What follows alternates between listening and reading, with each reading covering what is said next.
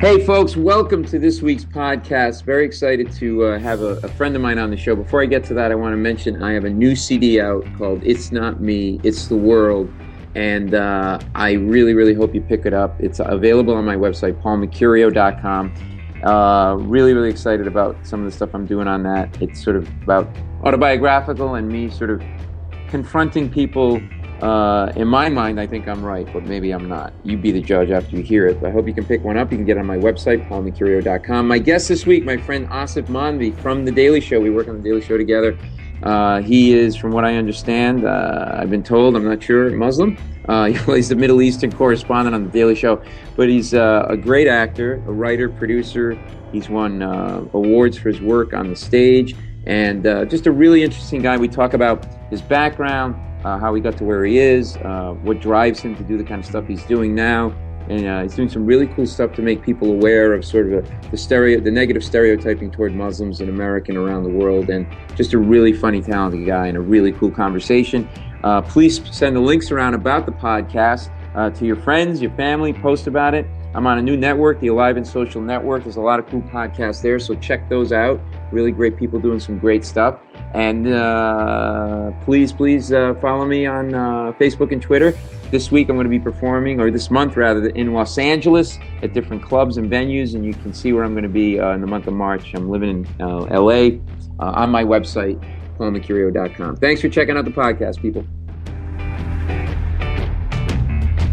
Hey everybody, welcome to this week's podcast. Very excited to have my friend on, Aasif Mandvi, correspondent, Middle Eastern correspondent, whatever. He's a guy on The Daily Show, and we work together on the show. Hey buddy, thanks for doing this. I really appreciate it. Oh, you're welcome. Thanks for having me on. Yeah, absolutely, man. In addition to being a correspondent on The Daily Show, an accomplished actor, writer, producer, he's won 2 Obie Awards for his acting. He starred in number of movies, $1 Million Arm, which, by the way, I watched with my wife and my kid, and we loved it. And you were great. Oh, thanks. Yeah, it's a really great movie, like for adults and kids. Really well done. Margin Call with space. You know? What's that? It's a nice film. I feel like I wish it had gotten a little bit more traction, but it definitely, I think it's a great story, you know, and it's just a beautiful and yeah. John Hamm is great in it, and the guys are great. You know, it's you're great as not just the comic relief, but you play really well off of each other, you and Hamm. And I thought it was nice because I know, you know, you tend to get typecast, obviously, because of who you are as a Muslim, and you know, but in this role was a good role if you want to get typecast because it was really positive in terms of the message and everything about these two young.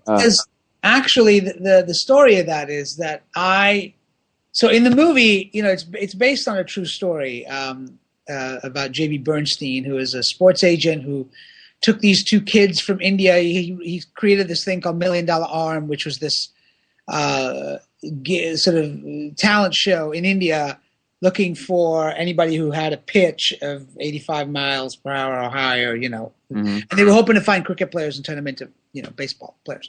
But anyway, so it's based on a true story, and there's actually the character that I play is named Ash, and he is JB's business partner in the film. But there's a real guy named Ash. Oh, there is. Oh, okay. Yeah, there's a, you know, John Hamm plays J.B. Bernstein, who's a real guy.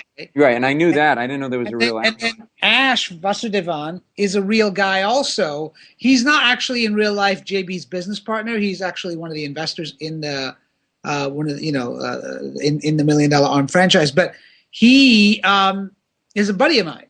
So it was weird because I was playing him. Oh wait, you knew him before the movie? Yeah, so the thing is that, like, how did you know him? How do you guys have a relationship? Well, the way this happened was that I have a friend here in New York who knows Ash, who lives out in San Francisco.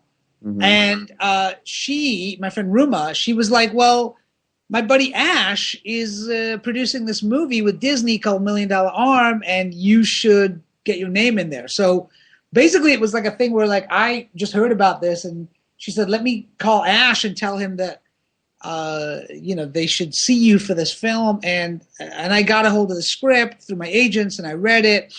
And initially they were not interested in me. Like Ash pitched me for the film, but the director and the Disney people had different ideas, and there was a lot of other names that they were tossing around, and like Brad Pitt or. Well, I think they were thinking like Aziz Ansari, or you know what I mean, like they were going different Indian guys, right? And so, but it so turned out that I ended up meeting up with the producer who really liked me and wanted me to, and I ended up getting it. And it was weird because Ash had been working, sort of like pitching me the whole time behind the scenes. Oh wow! Before I got the movie, like he was like, I want Aasif to play me in the film. So anyway, I ended up playing him in the film, and it was fun because Ash in real life is kind of, I don't think he'll be upset with me saying this. He's sort of like a jeans and t-shirt kind of guy, you know? And, which you're not in the movie. So in the movie, I was like, I'm going to be looking good. Like cause I was like, I got to stand next to John Hamm this entire film. So if I wear jeans and a t-shirt, I'm going schlubby to schlub. It's going to be just schlub to schlub, you know? Wait. See, so this is your own personal ego. It's not like you were trying to represent your culture in a classy way. You just want to get laid. You want to look good next to John Hamm.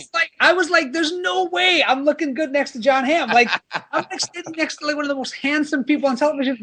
Through this whole, I was like, basically, I'm going to be dressed up. I'm going to wear a suit. I don't care if he's got a baseball hat. And you were wearing high heel. You were wearing like lifts in your shoes and everything, probably. I had my hair jerry curled. It was like as high as you could get it. Yeah. Right. It was like, and we were shooting in Atlanta, and it was in the summertime, and Atlanta is hotter than Bombay. Like it's literally like it is 100 degrees outside, and Ham is wearing like t-shirt and jeans and a baseball cap, and I'm like, no, I'm wearing a fucking suit and a thing, and I'm looking good, you know.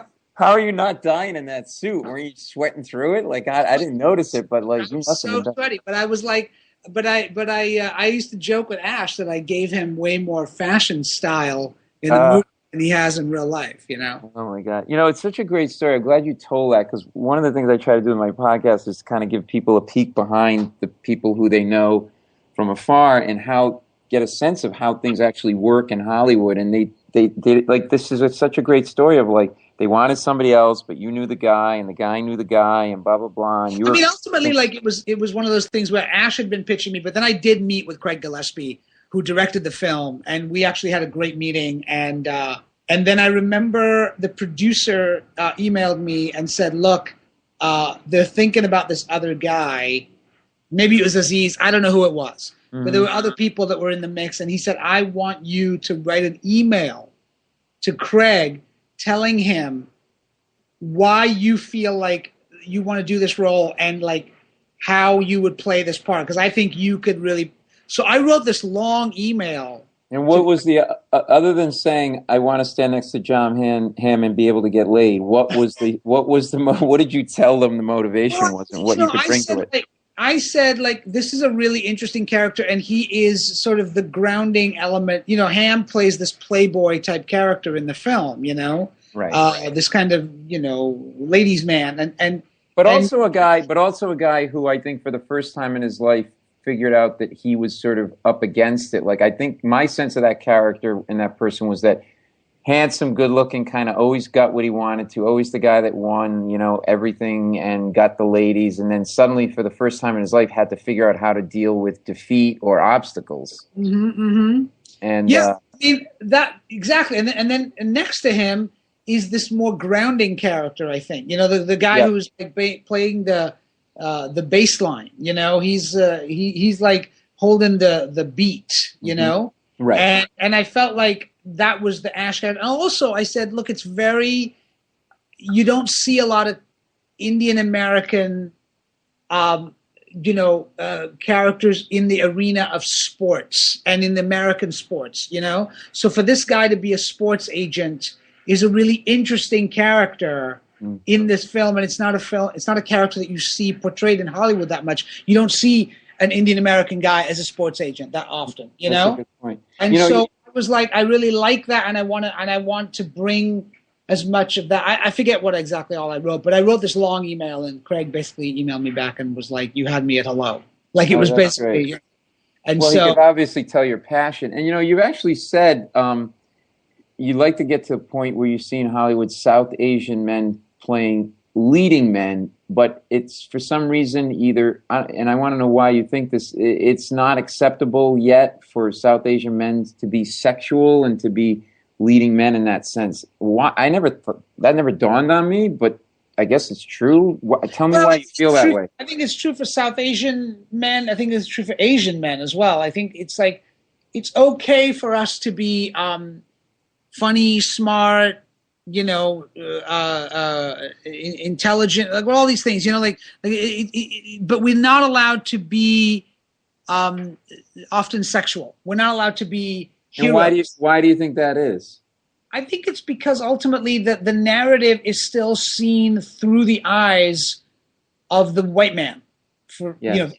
Like you still see even with $1 Million Arm, and I love the movie, the story is still told through the lens of a white man, even though it's about these two Indian kids, and it's about the white man's journey to his own, and that is, I point out that about $1 Million Arm, and that it's a tremendous movie and works as a tremendous story, but that is pervasive in Hollywood, that the stories that are told, the narrative is owned by Caucasians.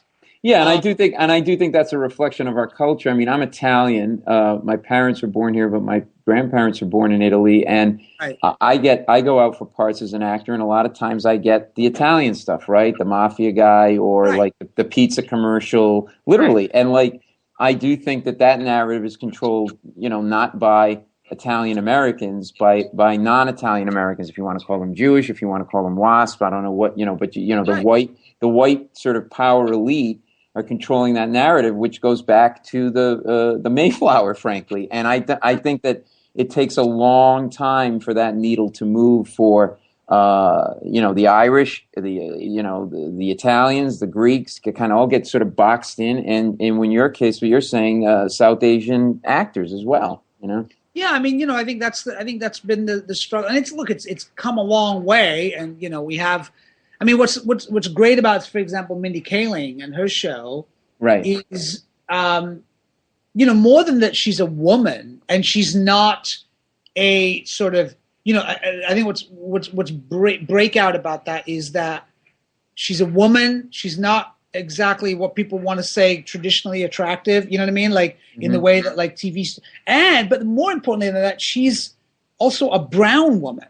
And I think that is a remarkable milestone for a brown woman to have controlled the narrative in terms of of that show and to be the lead of that show. So I think things have come a long way and are moving, but I still think that overall, in a large cultural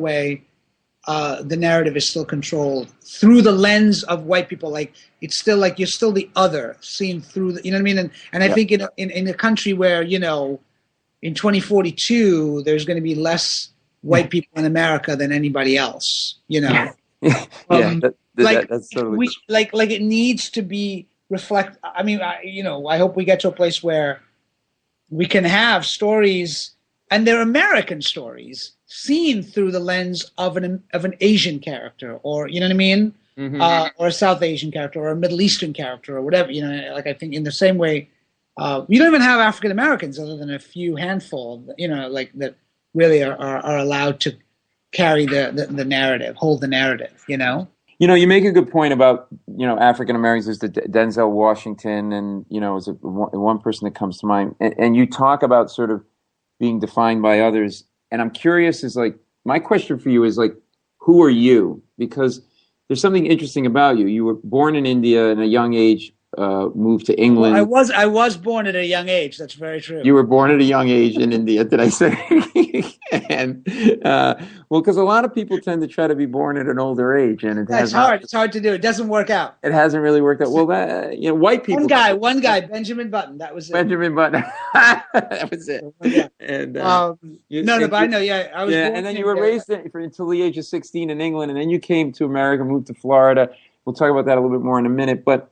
you're sort of this mix of sort of Eastern and Western culture. And how do you see yourself? You've said that you're not a devout Muslim. I mean, I'm not a devout Catholic. I was raised Catholic, but I'm not super religious either. And do you see yourself as Eastern, Western, or some mix of both? And how does that inform all of that, what you do as an artist, as an actor, as a writer, producer? I think that for a long time, look, my book that I wrote is called No Land's Man. Yeah. And there's a reason that it's called No Land's Man, because it is about identity, and it is about that dislocation and feeling like you belong everywhere and nowhere at the same time, And I think for many years, especially growing up, and I sort of chronicle this in the book, there was a real struggle with that, and a real navigating through various, different cultures. Like you said, I grew up in England, and then Florida, and then New York. Well, and I know you were bullied. You were bullied in England, and you call it packy bashing, and you could talk about that a little bit. And did you experience that in America as well? And what would they do to you in England? Like, what was just name calling? Well, what I was going to say was that, yes. I mean, in England it was more, just I was a kid, and it was just that typical stuff. Yeah, I went to boarding school, and you were constantly like, I talk about this in the book, that one of the big differences I think in the immigrant experience in England versus the U.S.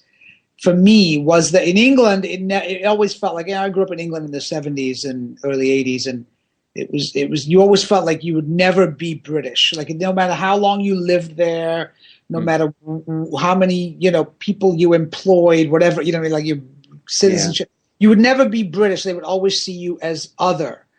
And that may be just something in the British psyche of, having sort of defended their island from invasion for thousands of years, So that could be. But in America, I found something else to be true, which is that you got here, and it's like there was this kind of sense of embracing the immigrant story, but at the same time, there seemed to be an incredible lack of curiosity in the American psyche about other cultures and about other histories, and So there was this paradox of accepting you, but not really interested beyond the surface about what. Right, like in America, it just felt like you pledge allegiance to the flag, and now you're an American. And it doesn't matter that you came from 5,000 years of culture, and that your ancestors invented the alphabet. You know what I mean? Right. It didn't. Right. It was kind of like I say in the book, Americans think of the rest of the world the way New Yorkers think of the rest of America. They don't.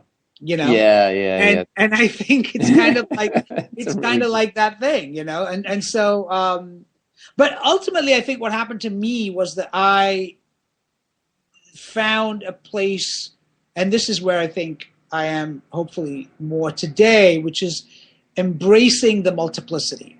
Embracing. That's what happened to me. Of America or of the world? No, of myself. In terms of this, of being an American, being a Brit, being an Indian, being Muslim, being, South Asian, being embracing that as actually not a liability, but actually my power, and it is where all of my, my identity stuff is really where all my writing comes from. It's even what I do on The Daily Show. Yeah, it's funny because something that jumped out at me in thinking about this and talking to you is there's an irony, and tell me if you agree with this, because getting on The Daily Show is an interesting path for you, and you could elaborate this on a little bit if you want. But you were approached about auditioning. You were like, I don't know that I want to audition for it. It's going to be just another comedy show doing these broad negative stereotypes of Arabs, and I'm going to be like a crazy Arab yelling death to America, blah blah blah. I don't want any part of that.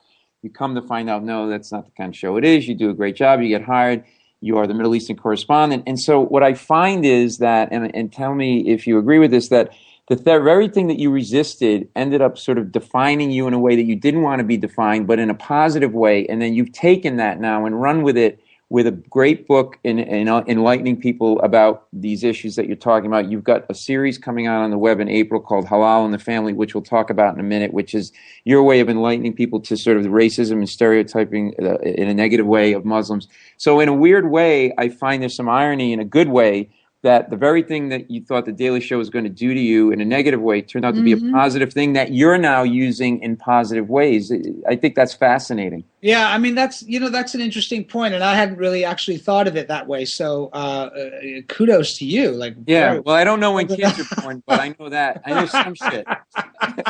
No, it's true. The sort of the racial reductiveness, the stereotyping that I was afraid of,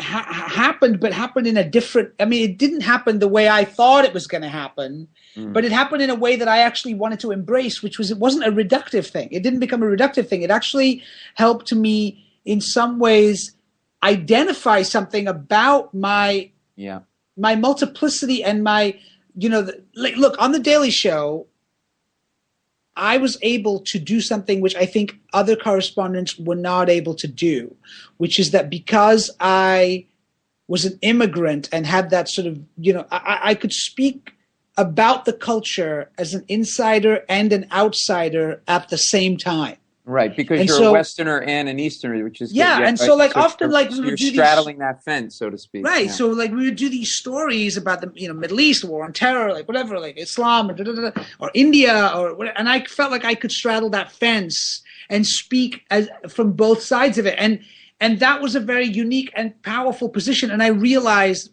after a little while that was actually a powerful position to come from, and it was a voice that was underrepresented in the culture.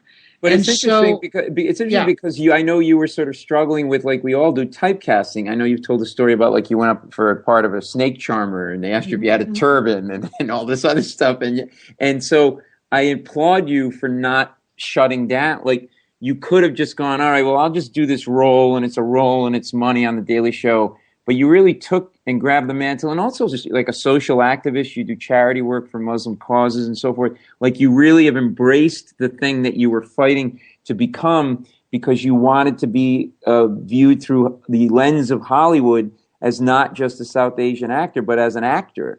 And so did you have to like lie in bed at night and did a light go off, or did this just sort of gradually hit you that, you know what, this Daily Show thing is the best thing that ever happened to me in that sense? I don't know if it was a light bulb moment. It was more of something, they say that like, when you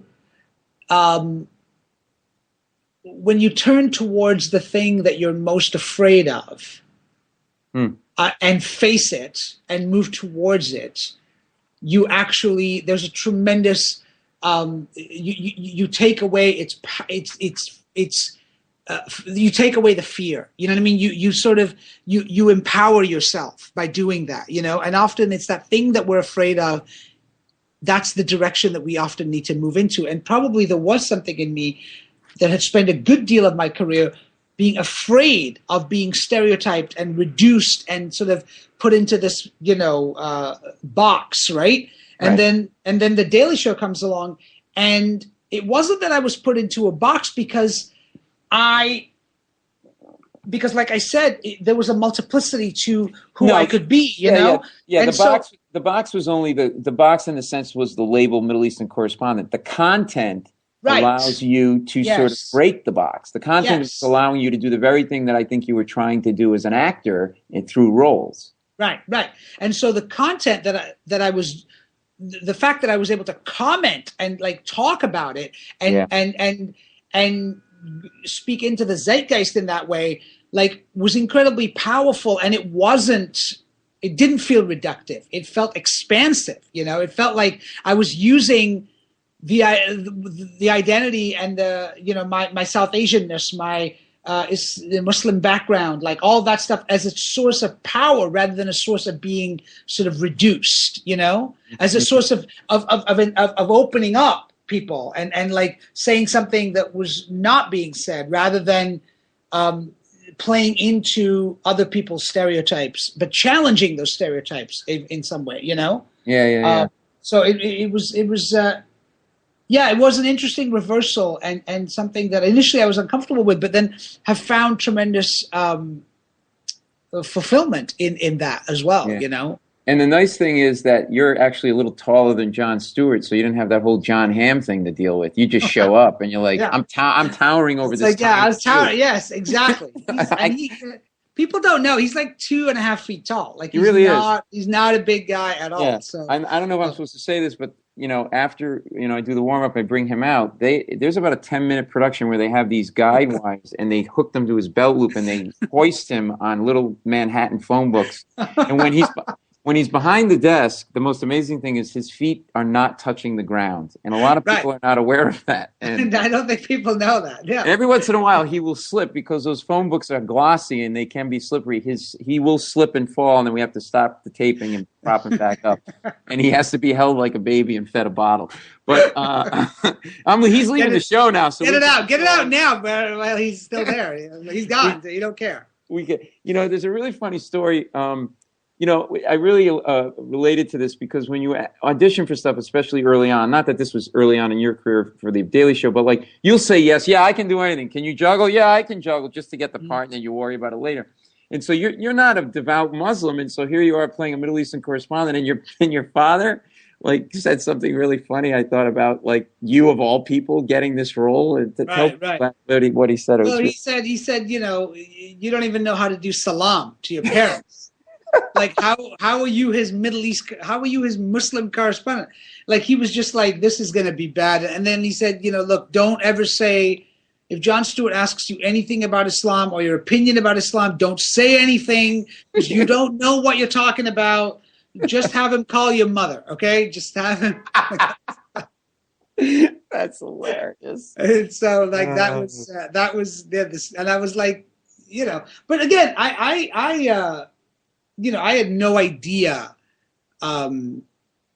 when I first started on the show, it was like, oh, this Middle Eastern bit that I was doing, Oh, listen, I remember the day you auditioned because it was unheard of. He came in, for people who don't know, you came in and auditioned that day. You were on the show that night. I was on the show that night. It was, I don't think, it was completely unprecedented, and it was also really surprising to me. Like I thought I was part of a gag. I thought this is a joke, right? Like, so let me ask you something. Do you think part of it was like you threw it away? Like, sometimes you go up for shit and you go, you know what, I don't give a shit about this. I don't really want it, whatever, I'll just do it. And then you do great because your instrument is relaxed and all that other stuff. And you do you think there was a little bit of that going on? I mean, not that you're not talented and you didn't get it on the merit of your talents, but like, it's not, did you have a little bit of a like, yeah, if I get it, great. If I don't care kind of thing? Yeah, I mean, there's that old adage that actors have, which is that you always get the jobs that you don't really care about that much. And there's truth in that. And the reason is because you are loose and you're like you said, your instrument is open and available, and you're not like, when you care and you're like, I really need this job. I know. You get tight and you get scared of making choices, and so I think that what happened to me was that I never thought I was going to get it. I thought it was just no. I just thought it was because I was like, this is not. I didn't know who else they were looking at, and I didn't come from like sort of the traditional stand-up comedy background, which I thought, that's where the Daily Show correspondents mostly are. And I was like, I don't know if it just felt like one of those things where it was like, look, I'm here, I'm gonna do it. I went down there, I read it, and I remember like I was learning the lines. in the moment? Did they say they didn't send you the script ahead of time or anything? No, they gave me this. I got there, and then Gina Brown. Remember Gina Brown? She came out and she gave me the script. She said, "Here's the script for for the show." For the audition, and I looked at it. Just so people know, what happens is because I was a writer on the show too, and you're writing the jokes in the morning, but you're also writing the correspondent pieces with the correspondent, and then somewhere around the middle of the afternoon, the correspondent piece is about put to bed, and they start producing and then rehearse it at 4 or 5. So my guess is this was probably middle of the afternoon, right? At this point, yeah, it was like around 3:30 or so. Exactly, right? It was right before rehearsal. Yeah. So what happened was she gives me the script, and it's all this stuff, and it's like, and I don't know, I'd never done it, so I'm trying to memorize it, I'm trying to learn it. And then like 15 minutes later or so, she comes out and she's like, okay, John is ready to see you. And I was like, oh, can I have 5 more minutes? I just want to like really get this down. And she was like, no, it's on the teleprompter. You don't have to memorize it. And I was like, and I remember being like, because, I was like, I come from theater, right? So I was like, I've done Shakespeare and Ibsen and Chekhov. And I was like, teleprompter. I was like, oh, fuck, this is a fucking piece of cake, So like, I like walked out there. Stupid. I was just like, I was like, whatever, teleprompter. I can do this with my eyes closed. And I think I was like, if I get it, I get it. If I don't get it, I don't get it. I don't care. Like, I don't think I realized, what it was going to do, the magnitude of it or whatever, and I think that did help me. I think that, like, basically I was like, what am I going to do? I was like, well, I'm just going to do my best Stephen Colbert impression because I don't know how to be a Daily Show correspondent. Right. And so I was like, I'll just do Stephen Colbert. Yeah, raise the octave of your voice a little bit. Arch an eyebrow and sound like what you're talking about when you. Yeah, and I just did that faux seriousness, the arched eyebrow, the cockiness, and then John just offered me the job for that. And to be fair, it was just a one-off when I came in. It was a one-off gig for that night. And they put me on the air that night, which never happened before. I've been on the show for a long time. That has never happened, and never since happened in the history of the Daily Show. Right, it never has happened, and it's a very arduous auditioning process where they write some stuff up for the person, and then they want the person to write something too, so they get a sense of that person's writing. Because essentially, as a correspondent on that show, and I want you to talk about this for a minute, you're kind of writing on the fly during those interviews in your head because you got to adjust. It's an unbelievable story. So then when you left that night, they didn't offer you a job that day. Like they called you a following week or something and offered you a job? Or no, what they did was that John was like, I like you and I want you back on the show. So at the time I was doing a recurring role on this show called Jericho out in LA on CBS. Mm-hmm. So I would be out in LA shooting Jericho and I would get a call from the Daily Show, and they'd be like, do you want to come in and do a piece next week? Mm-hmm. And I'd be like, great. So for the next few months, I would just come in and just keep doing pieces. Mm-hmm. And they would, and the writers would be like, hey, we got this thing, we got this idea, and I'd come in, and they'd be like, oh, they're right. And then, and I'd work with the writers a little bit if I wanted to, but it was mostly like there was this kind of period of time where John was sort of getting to know me, and I was sort of getting to come in and do pieces every now and then with the Daily Show. And then it was about 4 months later that they finally, I was called into John's office and he said, I remember he said, you've been spending a lot of time out in LA. And I said, yeah. And he said, we'd like to figure out a way to keep you in New York. And I was like, really? And he was like, what about if we gave you a contract here? And I was like, holy shit, so then that was like in January. The first time I was on was in August of 2006. And then in January of 2007, they actually offered me a contract. Now, during that 4 month or so interim period where you're kind of just doing pieces and as you say, learning, getting to know John and John getting to know you, were you getting notes in terms of point of view or approach in your work? Yeah. Say, hey, a little less of that, a little more of that. Like, what were the things you were doing right? What were the things that you weren't doing that were quote unquote Daily Show-esque appropriate? Well, I mean, I think that John would certainly, we'd have like on the show, there's always a post-mortem after the show, right? Where John kind of just, talks to the writers and what was great about the show, what didn't work as well. And so I would be in those postmortems after the show, and often John would say he would give me sort of almost directorial notes on, like, maybe not so arch next time. Maybe you can ease off on that a little bit. Let that play out. Let that breathe a little bit more. I think you'll get a bigger laugh. You know what I mean? Mm-hmm. So there was a kind of process of sort of, in those 4 months, sort of just getting me up to a level where I think he felt comfortable to offer me a contract on the show. Mm-hmm. I think he wanted to see that I could do this consistently to some degree, Yeah, that doesn't often happen a lot of times. People just throw you in. If it doesn't work, they move on to the next one. That's a really great way and a smart way on John's part to kind of build a person and have so they fit into the whole motif of the show. Tell quickly about the Don Yelton interview that you did, the North Carolina GOP, and just in a broader context, if in your experience in the field where you're sitting there going, because typically what happens, and you could describe it a little bit, you kind of prepare ahead of time with some writers what you're going to do and the producer, and you go into the field, but then stuff happens in the moment. Have there been moments where you're sitting there in your head going, holy shit, I cannot believe this guy's saying this, and wow, and was Don Yelton one of those moments? And tell people about that gentleman and what happened.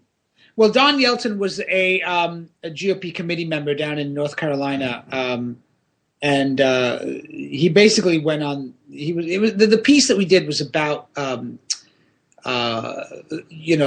voter fraud and about how the Republicans were sort of creating all this legislation to stop essentially poor people who vote Democrat to get to the polls and vote, and students and people who didn't have IDs or whatever. It was this whole thing, and it was all about that. That was the story. And then we talked to this guy Don Yelton, who asked me about this, and in the process of talking to him, he started saying all this crazy racist stuff. So yeah, he says stuff like black people can say the word nigger, but white people can't. And you, right.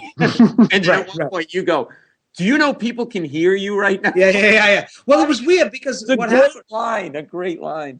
Yeah. Well, what happened was actually that we. So he was saying these things, and it was for me in that moment, it started with sort of these lazy blacks. If they just want to if they don't want to get themselves an ID, then why should they? Whatever. It was they can't get out, and it was just kind of this. And then he started talking about Obama and how he drew a picture of Obama as a witch doctor, but the best part was he said, I was making fun of his white half, not his black half. So. But it was it was crazy shit. It was and what happened was there ended up being so much of it that we were in the edit and we had put this stuff together of all this stuff he had said. And John saw it and and he was like, okay, that's great. And and then as he was walking out of the room, I forget who said to him, John, there's twice as much stuff that he said than this, And John was like, really? And I was like, we were like, yeah, there's a lot more really racist stuff. And he was like, well, why are we leaving that on the cutting room floor? And it was only because of a question of time. We just thought it was too much, Right. And he was like, no, we need to hear all of it. We need to hear all of that. Yeah. So we ended up putting it all in there. Yeah. And then that line that I had where I didn't know what to say. It was honestly for me in that moment, it was just stay out of the way. Just he's driving the bus. That's what I want to get into. You're this is where I talk about why the audition process involves can you write, because now you have to write in the moment when the guy says to you, well, black people can say the word nigger, but white people can't say the word nigger. What's going through your head? I am going honestly, what's often going through our heads at those points is oh my God, he's you're this is great. This is great. Oh my God. It's what I call the I fucked the chicken moment, where the guy says I fucked the chicken, right? And you're just oh my God, that's amazing, because you only need one or two I fucked the chicken moments in a field piece, right? And to get it, you got a piece. Oh my God, you got some great. But when you get 5 of them, and they just keep coming. It's just you get a hard on. You get a hard on. Yeah, you're I'm just I'm oh my God, just don't. Please. I'm afraid to say anything that's going to stop him from continuing his racist diatribe, So I'm just afraid that I'm going to cut him off, right. And he's going to take it, So it's almost you just want to, yeah. So my thing is oh my God, think of Try to think of something funny. Try to think of something funny. Try to think of something funny, and find the moment that you can say it. What's the right? Don't. If you say it too early, you'll lose all this great material that he's giving you. If you say it too late, you'll have lost the timing on it. You know. So when can you say that thing? When is he done? And you can come in with your funny line. You know. Right. And so that really was. You're just trying to. You're in the mechanics of it so much. It's not until later that you go. Holy shit, that's crazy, like it's, in the moment you're so in the mechanics of like, okay, he's saying all this great stuff, I know I can't, like I don't want to screw this up, I don't want to fuck this up, so it's just about trying to, because as a Daily Show correspondent, you are operating in the moment, you've got your producer feeding you stuff off to the side, so you're listening to that. You're also trying to come up with stuff in the moment that you can respond, or places where the subject will take you that you didn't expect to go. Mm-hmm. Because you have your list of questions, but they will say something that will lead you down a path that you didn't expect, and you got to be ready to go, down that road. So there's the producer telling you stuff. Now the producer telling you stuff. So let's say you're interviewing me and I start to say some outrageous stuff. You get to the point where you think, okay, will he just stop the interview for a second and just come over and sort of point a couple of things out on the script that you guys had kind of, the outline that you worked up, and then you go back into it? How is he feeding you in the moment? Because I know you're not wearing an IFB. You don't have. No. We'll stop our interviews. We stop and go all the time. We'll just stop and be like, hey, let's don't forget to ask him this, or don't forget to ask this, or you know what I mean. And so you have a person who's helping you out in that moment. There's two of you flying the plane. And by the way, the producers on the Daily Show are utterly fantastic, because they have to know how to tell a story visually, but they also have to be really good writers, really good story structure people, but also comedians and who can write.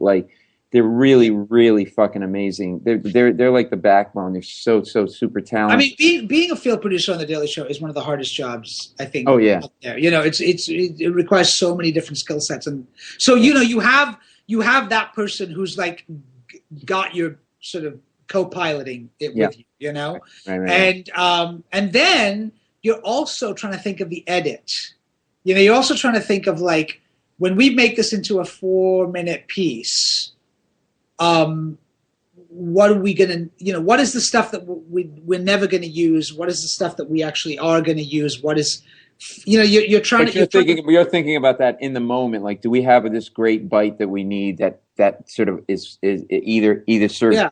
Ideally, I think you want the bites to serve one of two, and ideally both purposes, which is to project the story forward, but also be funny. And if you get both of those, that's like a win-win. I mean, when that happens, it's when you realize there's comedy happening and the story is being told at the same time. Yeah, that you can't ask for better than that. I mean, the one time that happened, it's happened a few times, thankfully, but.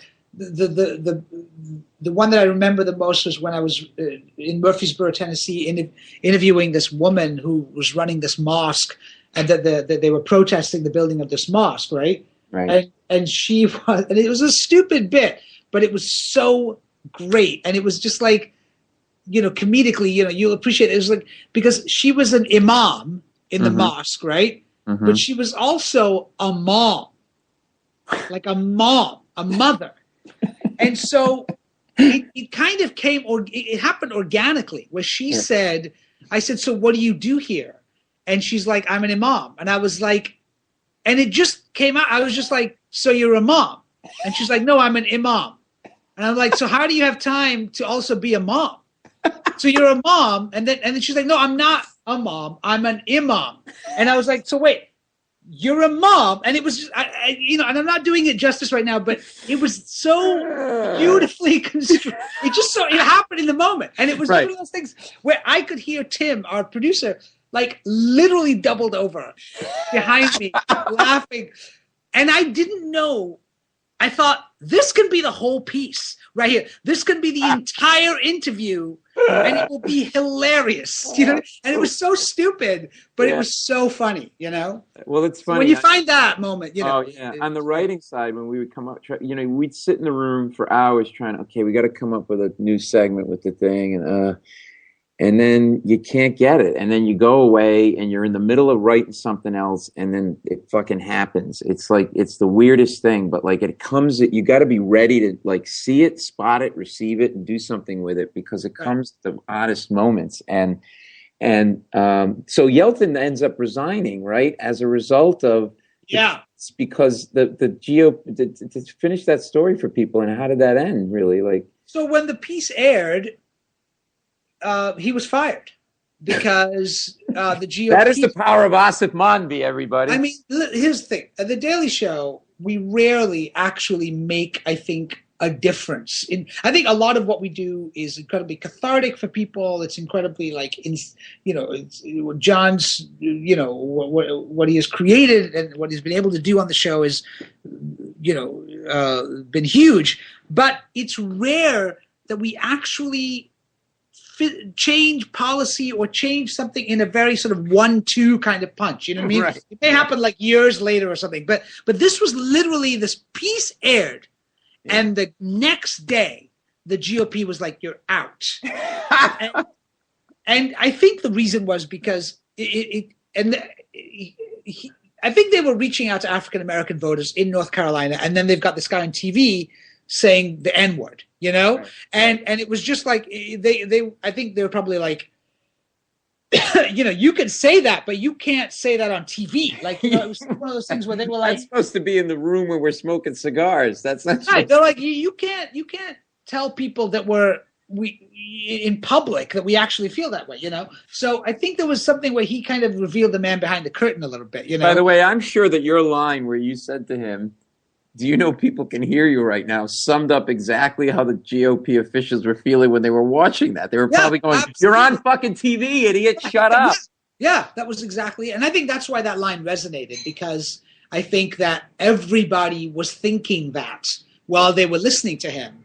And then I happened to say, "We can hear you," which was just exactly what everyone was thinking, And so it was just one of those moments where, but I again, like he got fired, and then weirdly enough doubled down the next day on a radio interview where he was like, "The GOP are a bunch of pussies, and they don't have a big enough tent to include people like me," and whatever. He was just like, so he didn't care. That was the thing. But and then when he got fired, of course, it made national news. So then it was on like CNN and Rachel Maddow and all that stuff. And then the story blew up. And then people would buy me drinks in bars. Like when I go out to bars, people were like, "Dude, that was all," and I just get like shots. People buying me shots, That's hilarious. Hey, do you think our parents versus us? I think my parents and certainly my grandparents came here and really like appreciated and embraced America for all the good that it can do and all of that. But then as the generations sort of continue, and I'm wondering, I know your parents, you might get this right, that your father came here in part because he was not happy with Margaret Thatcher's policies in England. I think that England was, in the early 80s, and we lived in the north of England in a sort of, working class city. And I think that it was pretty depressed, and I think he had always dreamed, he actually wanted to move to Canada. And he, for some reason, always thought, "Oh, I'm going to move to Canada." I don't know why. And then he found an old college buddy of his who was living in Tampa, Florida. Oh. So he changed his whole tune, and it was like, "Tampa, Florida, city of the future." He was basically like, "That's where we're going." Yeah. So, it was like one of those things that he suddenly decided to, and then he came out here, and I talk about this in the book as well, where he came out and had like sort of wanted to like go on a reconnaissance mission to Florida to see if he wanted to move the family, and came out here to Florida, and somebody took him out for brunch. Yeah. And this idea of brunch, he was just so taken with this. And he called us in England, and I remember he was like, "In America, they have so much food that between breakfast and lunch, they have another meal. It's called brunch. They have a third meal." And he really thought that's what it was. And he was like, it's amazing. This is a land of plenty. There is only upside to living in this country because of brunch. Right. So part of the reason, I'm not saying it's the whole reason, but one of the reasons why he brought his family, he moved his entire family to America, was because of the idea of brunch. you have to all of your success you have to attribute to waffles, basically. It's really true. Yeah. Waffles, pancake. Do you think that our generation, though, sort of starts to kind of, what's the right word? I don't know, maybe whine, bitch a little bit about America, where our parents wouldn't, because of all the things that America brought to our parents that they didn't necessarily have available to them in other cultures. But now we're here and we live here and we expect more. And so we look at America through a different prism than our parents do.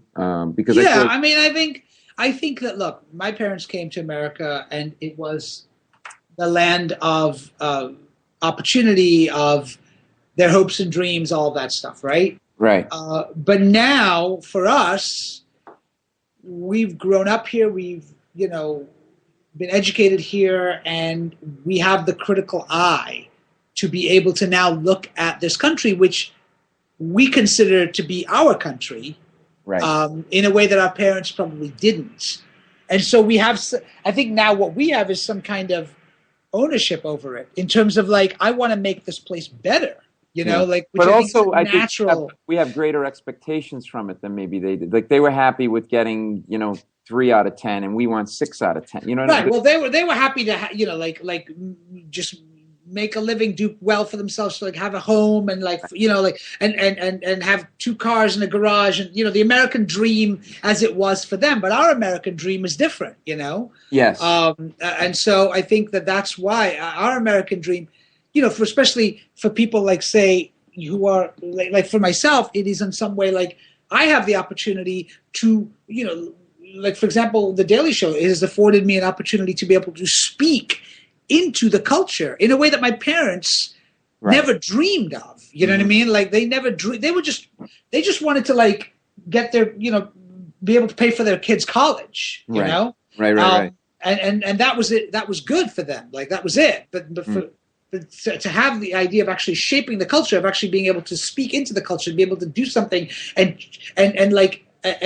affect America in some way, that is a whole other level of the American. Yeah, it's a really good point. My parents, small business owners, high school educated. I ended up going to law school, and I worked on Wall Street as a lawyer and investment banker, and I left to be a comedian. And right. I'm sure they were very excited about that. That's fucking crazy. Part of it was like that this is a place to have a point of view and say stuff, and right. And then The Daily Show happened, just like you, kind of on a lark. I asked her, "Do you want to be a writer? Submit for it." And one thing, and I thought the thing would get canceled after a few months, and I'd move on to the next thing, and then it turned into this, like, I don't know, whatever craziness. And so, like, but I know exactly what you mean. I do think parents want that too. But parents want us to strive, like, and I want my kid to strive for something even higher than I'm striving for, right? Kind of want to, and that's what you can do in this country. But the nice thing that you're doing is not just The Daily Show, but I want to talk about Halal and the Family, which is a web series that's coming out in April that you created and came out of a Daily Show piece, and tell people about that. And it's sort of this goes back to what I was saying, where you're sort of taking this mantle and run with it in terms of, wanting to speak to some of the issues that are important to the Muslims around the world and Muslim Americans. And talk about that a little bit. I think that what happened to me when I got on The Daily Show was that I started to, like, go out and do these pieces, the field pieces, and speak to people who were Islamophobes or racist towards Muslims, or protesting a mosque, or whatever it might be, and I started to get a sense of the sort of the fear mongering and the leveraging of Islamophobia and Muslim bigotry as a political tool, and as a tool that the media uses in order to get ratings and for sensationalism and all that stuff. So what happened was that there was in 2010, I think, we no, 2011, maybe 2010 or 11. We did this piece on the Daily Show based on something that Katie Couric had said, which is that like maybe what American Muslims need is their own Cosby Show. And so, you know, as we want to do on the Daily Show, we sort of took that literally and made it absurd, and sort of like, because the idea that Cosby Show, you know, solved the problem of racism for African Americans, right? Forever, like, you know what I mean? So like, okay, so if it's as simple as that, let's do that, you know? So we kind of took this idea and turned it into this parody sitcom. Yeah. And it was called The Cosby Show. Q-U-apostrophe-O-S-B-Y, right? Right, really. Yeah. So, and it was the all-American Muslim family, and it was sort of satirizing this family who really wants to who's Muslim but wants to be as American apple, you know, like listening to country music and eating pork ribs and pork juice and the whole thing, you know, and like don't want to be regarded with those bad Muslims, you know, like, right. And so, anyway, so we did that on the show. It was a good piece. Like we put the actual 5-minute episode that we shot on the web, on the Daily Show website. And then a few years later, I was approached to maybe do something in sort of the PSA area. And I thought, well, with all the work and all the stuff I've been doing in the Daily Show around sort of Islamophobia and bigotry towards Muslims and racism and all that, like I thought this would be a good place to do this and to do something separate. And so we actually ended up getting the permission from the Daily Show and from Comedy Central to use that concept of the fake parody sitcom. We changed the title because, for obvious reasons, we changed the title to Halal in the Family, and put together and Miles Khan, who was my producer on the original piece. He and I got together and ended up writing these 4 short episodes. And now, and so we're gonna launch them on the web. And we did a very successful Indiegogo campaign which is still up there. You can still give money if you want, but it's officially over. But now, and that money was used to produce or to do post. Well, we'd already shot the episodes and everything. This money was essentially used to pay the people that needed to be paid and to do post production. So did you have a production company funding this, or where did you get the money? Yeah, we got money. We got money from various foundations. We got money from the Ford Foundation, and we got money from Muslim advocates and various Islamic organizations and non-Islamic organizations as well, who like sort of gave us this money, and it was crowdfunded as well. And so we put together this series. It's going to be out in early April. And on the web, and it's called, like I said, it's called Halal in the Family. And what we did was we took specific issues that Muslim Americans deal with, such as surveillance by the NYPD, or cyber bullying, infiltration of mosques and stuff like that, or whatever. You know what I mean?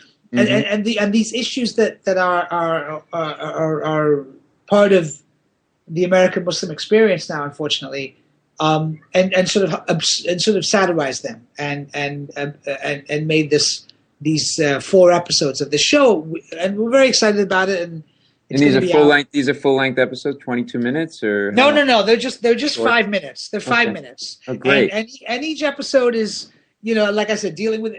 They're very digestible, and we want to create a web presence for this, and maybe we'll do more if it goes well. And, this idea of being able to like talk about social issues, but using satire in this particular way to point out, to deal with these things. It's great. It's great. And then you've got and so people can see that starting in April. And then you have The Brink on HBO, which you're a part of. Yes. People about that a little bit.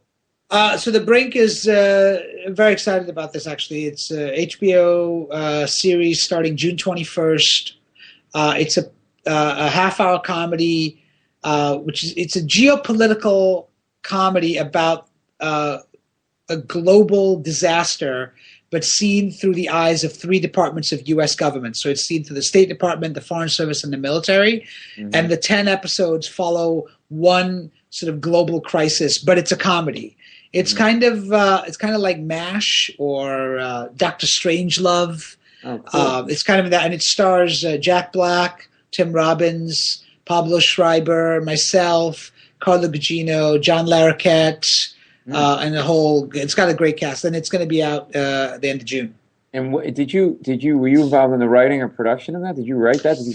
So yeah, actually, what was crazy was I got hired as an actor on the show, and then after we shot the pilot, I got this call from Roberto Benabib, who created the show, and Jay Roach, who is one of the executive producers and also directed the pilot. Yeah, great director. Great, terrific guy, and both of them. And they called me up and they were like, "Hey, we have a crazy idea. We need another writer for the writer's room, and we're wondering if you would be interested in writing." And they knew that I had written a movie that, I'd written a one-man show years ago, and I had written a film that was inspired by my one-man show called Today's Special, and the book I was writing at the time. And so they were kind of like, "We know you're a writer and you've contributed to writing on The Daily Show in one form or another. And so would you be interested in doing this?" And I was like, "Yes, absolutely." And That's great. Went out to LA and got involved in the writing of the show. So it was great for me. It was a little bit, an actor in the writer's room is a bit like the hen in a fox in the hen house kind of thing, but it was great. And the writers, and it was a great team of people to work with. And, it was a lot of fun. And actually, I think what was great about it is the first season of The Brink, the central storyline takes place in Pakistan.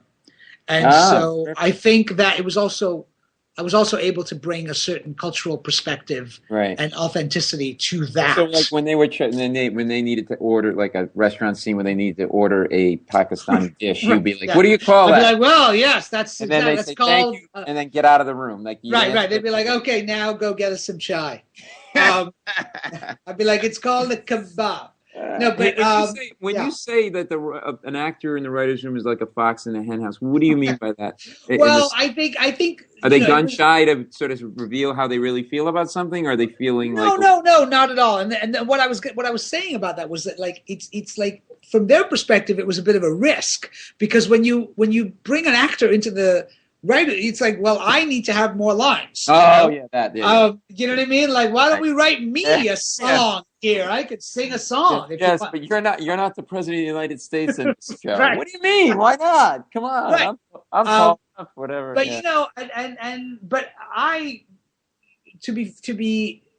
they were incredibly embracing of me in the writers' room, and I also was conscious of that fact and really tried to service the narrative as opposed to my own kind of whatever. You know what I mean, and in terms of what was good for the story. So it worked out well, and I very excited to have been part of that. And actually, the series is great, and I think it's gonna.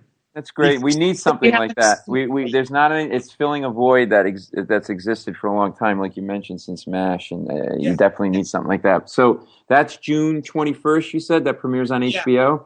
Yeah. April is Halal and the Family on the web. Your book is No Land's Man, really funny book, and you see him on The Daily Show getting old, racist white guys fired from their jobs. That's his destiny. Hey, man, this has been awesome. Thank you so much. I'm glad we got to do this. Yeah, man, this is great, and we'll be seeing each other at the show, but I just wanted to get people to know more about you and follow all the great stuff that Aasif's doing, and we'll see you guys next week. Thanks, brother. Thank you. All right, that was my friend Aasif Mandvi. Really cool guy, isn't he? Really, really funny and doing some amazing stuff. He's acting, writing, producing, and I can't wait to see this web series, Halal in the Family. I hope you guys enjoyed the conversation as much as I did. I can't thank you enough for being part of my family and listening to the podcast. Keep spreading the word about it. And we got some other great guests coming up in the next couple of weeks. And follow me on Facebook and Twitter. Go to my new website, paulmecurio.com. I have a CD out, which you can buy, called It's Not Me, It's the World. So please pick that up. And thanks again for being part of the Paul Mecurio Nation.